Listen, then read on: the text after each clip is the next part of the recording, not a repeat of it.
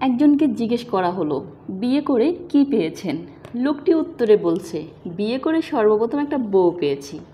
পকেটে একটা মোবাইল থাকার পরেও যখন একটা কল আসে না, তখন একটা কল করে তুমি এখন কোথায় আছো বলার মতো একটা মানুষ পেয়েছি।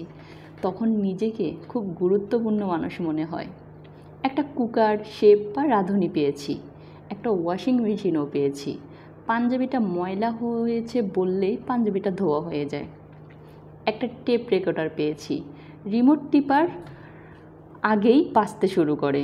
কখনো জোরে স্টপ বললে বন্ধ হয় না, কখনো শব্দ পরিবর্তন হয়ে বৃষ্টি হয়ে চালু হয়, কখনো হাই পাওয়ার দেখালে অটো বন্ধ হয়ে যায়।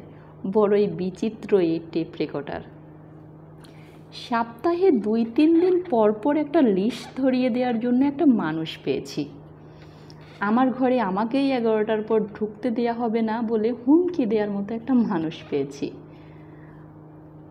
প্রাপ্তি হিসেবে শ্বশুর শাশুড়ি শালা শালির একটা পরিবার পেয়েছি, একটা সন্তানও পেয়েছি।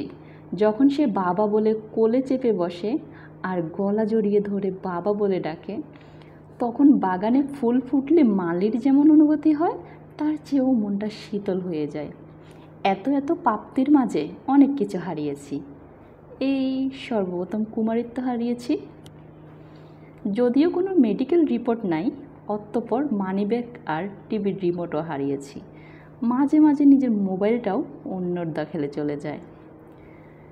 সর্বোচ্চ সুখে দুঃখে একটা কথা বলার জন্য সঙ্গী পেয়েছি। আলহামদুলিল্লাহ, এটাই তো সুখ, জীবনের আসল প্রাপ্তি।